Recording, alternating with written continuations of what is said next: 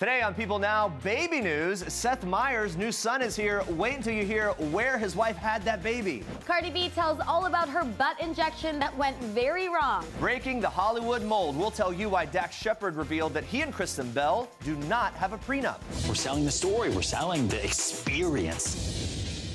Whoa, still got it. Real estate mogul Ryan Serhant gives us the scoop about his new show on Bravo. Plus, we're springing into the season with timeless star Abigail Spencer and her refreshing frosé. Oh, it's really good. Wow, it's delicious.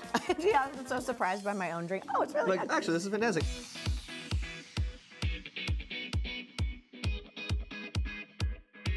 Happy Tuesday, everyone. Welcome to People Now. The Kardashians, guys, they have a reason to celebrate today. They do. No, it has nothing to do with, you know, the baby, a new baby or anything like that. But it is National Sibling Day, and we are all celebrating here. A lot of sisters in the Kardashian family. We want to celebrate National Sibling Day by finding out who are your favorite celebrity siblings. So let us know. Yeah. I know. Tweet us at People with the hashtag People Now. All right, speaking of siblings, it looks like Seth Meyers' son, Ash, has a new baby brother. Watch this. What? You don't believe the entire fire department came into our lobby to help us deliver our baby? There they are. Look at that. New York's finest. Oh, I love it. Late night talk show host Seth Meyers' baby boy made a dramatic entrance into the world in the lobby of the comedian and his wife's apartment building. Yes, Meyers and his wife Alexi Ash welcomed their second child, their son Axel, Sunday. Meyers revealing all the details just a day later to his audience on Monday night. And the host told the incredible story, thanking the New York Police Department and the FDNY who arrived just after the baby did and helped cut the umbilical cord. He also thanked his doorman and neighbors who put towels in the dryer to keep the baby warm until more help arrived. The proud dad began to cry as he spoke about his wife, but attempted to play the tears off by joking, "I'm getting choked up thinking about how brave I was." Meyers also showed his audience a photo of the birth, which depicted his wife lying on the ground, holding her son to her chest as emergency personnel held an oxygen mask to her mouth. Meyers knelt beside her, grinning away at the camera. What an incredible story that is. Of course, congratulations to Seth and his wife. And now we take a look at this. She said to me at one point, "Would you like a prenup?" Because you were going to get married, yeah. Because we were getting married. And I said, "No, I don't want a prenup." But I really wanted a prenup. Well, I guess you can't say she didn't ask. Dax Shepard was a guest on Conan Monday night and revealed that he doesn't have a prenup with his wife of nearly 5 years, Kristen Bell. Prenups are pretty common in Hollywood, of course, but Dax and Kristen are known to do things their own way. The couple dated for 6 years and waited for gay marriage to be legalized in their home state of California before they married in 2013. Now, Dax told Conan that when he and Kristen first met, he had more money than her and owned a house, which is why Kristen initially brought up the prenup, but he declined, saying, quote, "Something good came over me for once, and I made the right decision." Now, Dax says the joke is on his wife, Kristen, because, quote, "She's become much more successful than me and has much more money than me." Bell currently stars in NBC's The Good Place and voiced Anna in the Disney movie Frozen, which is, of course, slated for a sequel next year. Either way, the happy couple's still going strong, so I guess they both win. Andrea, you have more for us in Star Trek. I mean, who really needs a prenup? Nobody. We're kicking up Star Trek with one expectant mama who still has a whole lot of energy. Check it out. You know what? I don't know if it's the strength of the fetus, but I have never felt so hungry to succeed. Yes! Okay, that's amazing. Cardi B hosted The Tonight Show with Jimmy Fallon Monday night, where she revealed pregnancy ain't slowing her down one bit. The Boehlke Yellow singer updated fans that she will still be heading out on tour with Bruno Mars. And guess what? She's taken that newborn baby with her. Cardi, whose new album, Invasion of Privacy, already went certified gold, also said she would have preferred to have kept her growing bump a secret, adding, quote, "And I would have gotten away with it too if it wasn't for those meddling paparazzis." The rapper closed out the show with a TV debut of her latest single, Moneybag, performing the song in a black latex bodysuit, tons of gold accessories, and a blonde pixie cut wig. Talk about some serious money moves there. Cardi B confirmed her pregnancy on SNL, debuting a super cute baby bump in a white Christian Siriano gown. Fiancé Offset also celebrated the happy news, tweeting that the couple is looking forward to the next chapter ahead. And hey, we are too. Big congrats to the parents-to-be. Well, speaking of bumps and babies, take a look at this. I don't know. Tequila Sunrise. Tequila Sunrise Longoria. What would we call him for short? Tiki Sunny. All right, okay. One more. One more? Okay, okay. Cinco de Mayo, Longoria. It's so funny because my baby shower is going to be on Cinco de Mayo, and that was just accidental because that was the only weekend I had available. Well, and see, then why not Cinco de Mayo? We should name him. Yeah. Yeah. It's settled. That's his name, Cinco de Mayo de Longoria. I love it. Yeah, I'm not sure Eva's gonna go for that one, Ellen. No. The talk show host tried to help the Overboard star pick out a name for her son, who's due in June, but I think we might have to go back to the drawing board here. Just a little hunch, I don't know. Eva revealed she has not yet picked out a name for her firstborn, admitting there hasn't even been time to throw together a nursery. Luckily, she has a few months to prepare, as this will be the star's first child with husband Jose Bastin. Congrats to the happy couple. We'll be waiting to see if Cinco de Mayo makes the cut. I don't know, maybe it will. Those are your Star Treks for today. All right, guys, stay with us. We have even more Cardi B revelations. The rapper is opening up about her scary past with injection fillers. Plus, the Real Housewives of Beverly Hills are going makeup-free, and we've got all the selfies to prove it. Yeah, but first let's check in on our question of the day. To celebrate National Sibling Day, we want to know, who are your favorite celebrity siblings? Angel says the Daddario siblings, great Nice. choice. Alexandra and her brother Matthew are so dreamy and doing big things. Lisa says, my favorite siblings are the Bee Gees. Good choices. Keep the Yeah. comments coming in. We'll check in with you again soon, but first we move on to this. Yes, so you've been talking about her. Cardi B is a pretty open book, but her latest revelation might be her most personal yet. Yes, the rapper who just revealed that she's pregnant also revealed that 4 years ago, she had shady butt injection plastic surgery done in a basement in Queens. Yeah, so in an interview with GQ, Cardi B said she received an underground $800 butt-enhancing treatment at the age of 21 because she wanted to make more money as a stripper. Yeah, she said that she, quote, didn't have enough meat on her body, so she couldn't go for liposuction to transfer fat to her backside. Instead, she had a woman inject fillers into that area. Yeah, she told GQ, quote, they don't numb your ass with anything. It was the craziest pain ever. I felt like I was gonna pass out. I felt a little dizzy, and it leaks for like 5 days. Oh no. I don't like that. Seems like the rapper got really lucky though, because she says that she went back for a second round of injections, and get this, the woman who administered them was allegedly in jail. Yeah, she told the magazine, quote, by the time I was gonna go get it, the lady got locked up because she supposedly killed somebody while somebody died on her table. Mind-blowing story. Yeah, All very right. interesting story. All right, guys, we are continuing our countdown to People's Beautiful Issue with the stunning cast of The Real Housewives of Beverly Hills. Now, we all know Beverly Hills is known for its glitz, its glam, but these barefaced Bravo stars embraced our makeup-free challenge and went en natural for the camera. Yeah, they look great. OG cast member Kyle Richards showed off her green eyes and fresh cut in a naturally lit car selfie. Now, Kyle has 4 kids, keeps herself extra busy with her multi-city fashion boutique. You go, the mama. Parrot on the other side, or whatever that is. Another OG housewife, Camille Grammer, used that sunshine to her advantage, smiling wide with sun-kissed skin and bare shoulders. Of course, she looks great. Yeah, Lisa Rinna, known for her sultry pout and larger-than-life personality, went all in on the smize for her makeup-free selfie, working that camera. Gotta give a shout out to Dorit Kemsley, that off-the-shoulder pose, subtle grin. Who needs makeup when you have that kind of Oh, confidence? she looks amazing. Finally, newbie Teddy Mellencamp swept back those blonde locks and showed off her baby blues. Now, Teddy is an accountability coach, takes extra care of her body through diet and exercise, and we say keep it up, Teddy. All right, we will be revealing more Housewives stars and their makeup-free looks all this week, so make sure to tune in for that. Plus, come back April 18th when our People Beautiful issue cover star will officially be revealed. Very excited. I was going to say, a sundial neatly planted in the shade. Isn't it good? Yes. Had we thought of that? That it was planted in the shade? It wasn't in the shade originally, I'm sure. But maybe we could move it.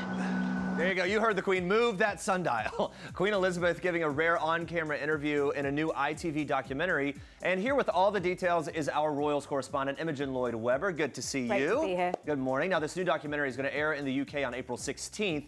What is it about, and how the heck did they get the Queen to take part in the whole thing? Good question. The documentary is called The Queen's Green Planet and highlights an ambitious environmental project, the Queen's Canopy, to safeguard forests around the world in the countries of the Commonwealth.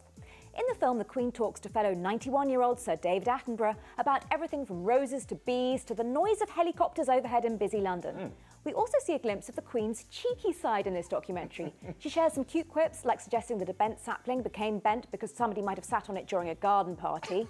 And she revealed that her great-grandchildren love knocking Christmas tree ornaments off the tree.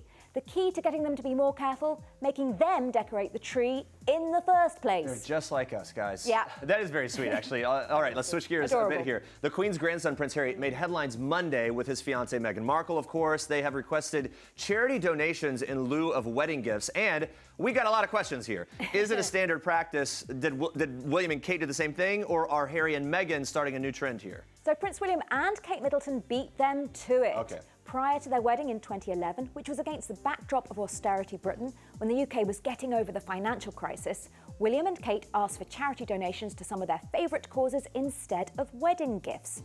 Meghan and Harry have personally chosen 7 charities which represent a range of issues that they are passionate about. These include sport for social change, conservation, the environment, homelessness, HIV and the armed forces, and note Meghan's influence here, women's empowerment. Oh, there you go. Yeah, one of the organisations to benefit will be the Mina Mahila Foundation, a charity which empowers women in Mumbai's urban slums. Meghan actually visited the foundation last year. So we're already seeing her influence there. Absolutely Regardless of their request, though, William and Kate, they still received some pretty outrageous presents on their wedding day. Harry and Meghan likely to get the same treatment, right? Yes, there are always wedding guests that don't obey instructions.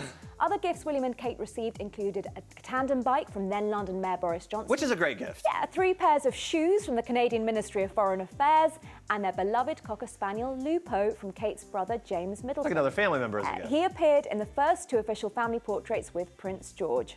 Meghan and Harry can expect the same sort of treatment, so we're going to hear some similarly random gifts from them. Yeah. Also, in addition, going back to the Middle Ages for new royals, the Markle family is likely to receive their own coat of arms, which will appear on the Royal Wedding Souvenir programme. Usually, a coat of arms goes to the father of the bride. Kate Middleton's dad, Michael, received one, so maybe it will go to Meghan's father, Thomas, but as we know, Meghan and Harry do things their way. They definitely do, so we'll see how that all works out. Now, we're getting so wrapped up in excitement for the wedding, but we cannot forget about the other milestones that are happening. One particular, the arrival of baby number 3 for William and Kate, the hospital getting everything prepared for that big day. Keeping in mind Prince George and Princess Charlotte's birthdays, what'll be the vibe in London surrounding that? When will people start camping out and get the first glimpse of all that? Well, this is baby number 3, and Princess Kate didn't even stay in hospital the night Charlotte was delivered. She delivered Princess Charlotte just 2 hours and 34 minutes after being admitted to the Lindo wing at St Mary's, Paddington, where she had George and will have baby number 3. Okay. Often third labours are even faster, so there may not be as much time to camp out. Likely early visitors will be Kate's hairdresser, Amanda Cook-Turner, and stylist Natasha Archer, as she'll once again have to face the world's media on those famous steps. Kate's mum and dad, Michael and Cara Middleton, along with Prince Charles and Camilla, all visited Prince George in hospital when he was born.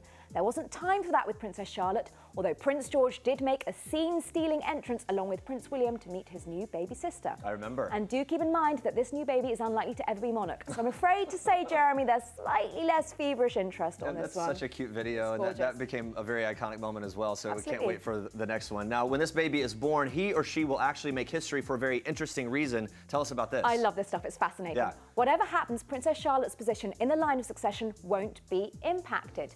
Previously, if the baby was a boy, he would have taken her spot, as happened to Princess Anne when the Queen gave birth to Prince Andrew. However, thanks to the 2013 Succession of the Crown Act, it's birth order, regardless of gender, that determines a baby's spot in line to the throne. The legislation was first passed when Princess Kate was pregnant with Prince George and affects all royals born after October 28, 2011. Note that Prince Harry will be bumped down to 6th, followed by Prince Andrew, Princess Beatrice, and Princess Eugenie. It's all squared away. So there you go. There's the succession. Thank you so much for all the info, Imogen. Good to talk to you.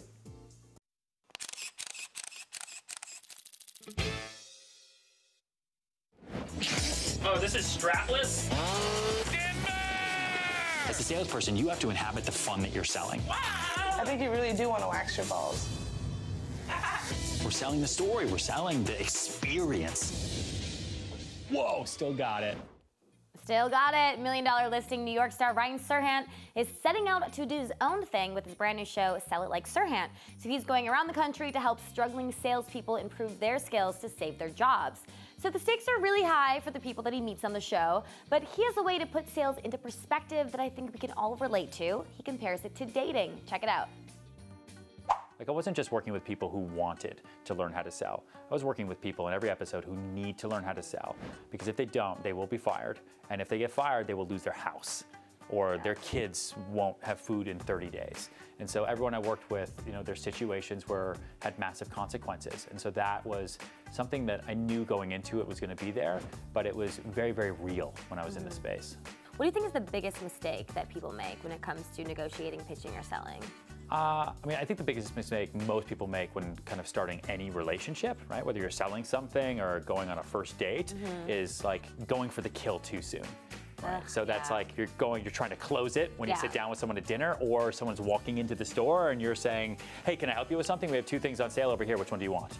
Like, no one likes to be closed or sold in the first 5 seconds. So you've got to work on that relationship and that connection first and foremost, which a lot of people have a hard time with. I think as people are self-conscious, they're insecure, they don't feel good about themselves, so then they don't feel confident about what they're talking about. They want to have answers right away. Exactly. So I had to work with everybody on that, like how to even just say hello. A lot of people have a hard time with it, and it's pretty amazing. Sales is dating all the time. And so I use those analogies just to help people understand, because they don't get it. You know, we were working with a girl who sells hot tubs, and she didn't understand. She's like, well, when people walk in the store, I just want to tell them, hey, this is the hot tub you should buy. Like, no, it doesn't work that way. Like, imagine if you sat down at a bar with someone, you're like, hey, would you like to go home now? It would be weird. Right? You have to make a connection first, compliment them, like start a relationship, and then see what happens. And if you're good at doing that, any relationship can lead to great things. So speaking of dating, how does a busy guy like Ryan make it work with his successful, beautiful wife, Amelia? Well, he's got one clever trick that he swears by. It took me a while to figure out, but including each other in like your entire daily life, which is actually pretty common sense when you think about it.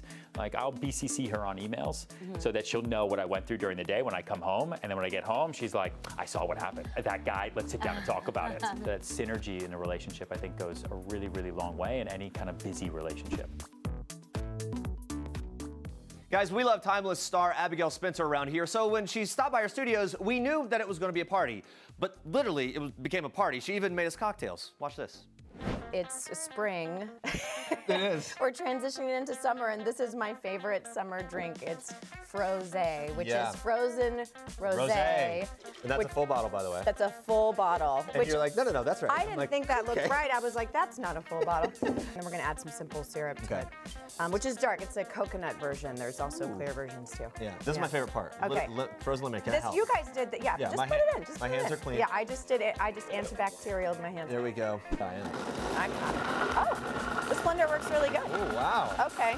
Yeah. Clear simple. So what color do you know? Does it normally smell like? It's a little more pink. So this is just a more full-bodied version. This is the stout beer version of Rosé. We've got a garnish. A little lemon garnish, so you can just put at the top. And you know what? Or sometimes you can put mint. Sometimes you put a little mint. Old-fashioned style. Wipe the lemon around the I like that edge. too.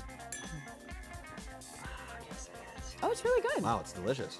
Yeah, I'm so surprised by my own drink. Oh, it's really good. Actually, this is fantastic. Yeah. Why don't we walk over and sit down? Let's do it. Timeless season 2 almost didn't happen. I've heard you tell the story of it was canceled. It was a tough week for you. That week started off with a bang because I went through a breakup with a long time relationship and a great love of my life, and that was a horrible way to start a Monday. And boom, hey, your show's Wednesday, the showrunners call, so it didn't go our way. The show is canceled, and you're just like, you know, you feel pummeled. And then my dear friend had just gotten engaged, and it was her birthday, so I went out on Friday night and had, you know, just to like let off some steam. All I remember, I was dancing at like 2 o'clock in the morning with this French guy, and he was like, you like to be in control, don't you? And I'm like, how does he know me so well? I know. I was like, wow, am I that transparent?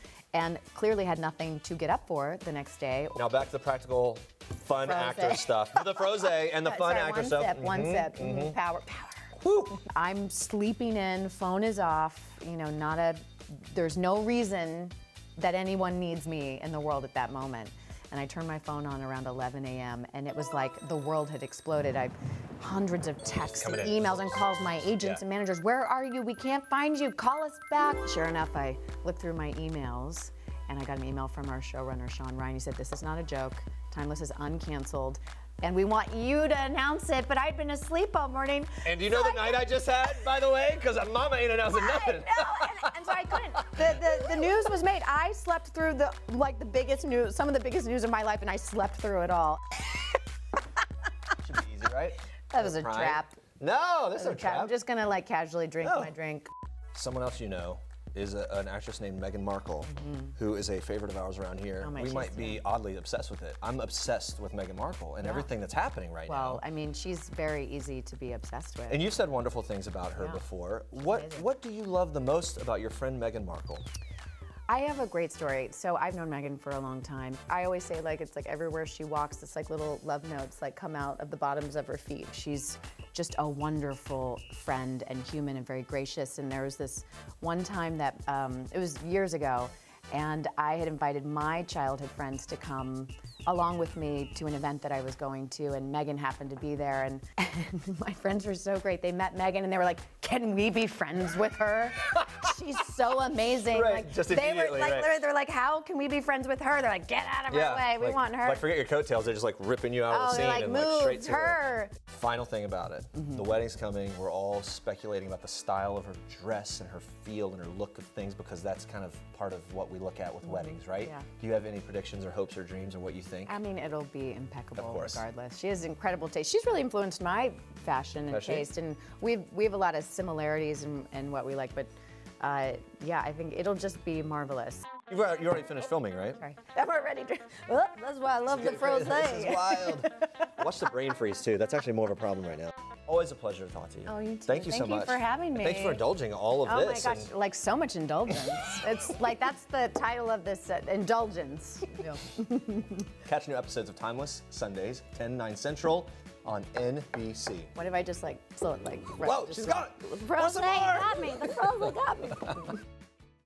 I'm kind of jealous of that frosé. That was a lot of fun. All right, let's check in on our question of the day one last time. To celebrate National Sibling Day, we want to know who are your favorite celebrity siblings? One Twitter user says, can't lie, I will forever love the Kardashians. They are endless entertainment and you can tell they really care about each other. Hey, yeah, they do. You gotta give them that. Gotta give them that. I'm trying to think of, I do the Mary-Kate and Ashley. Oh, I was gonna say the same thing. All right, new question of the day coming up tomorrow on People Now. Come back at 8:30 for that. And coming up tomorrow, Jessica Biel opening up about living her best life with husband Justin Timberlake and their son. Plus, Chef Nathan Turner will be live in the studio whipping up some delicious snacks from his new book, I Love California. Yeah, Excited for see that. you guys tomorrow. Thanks for watching.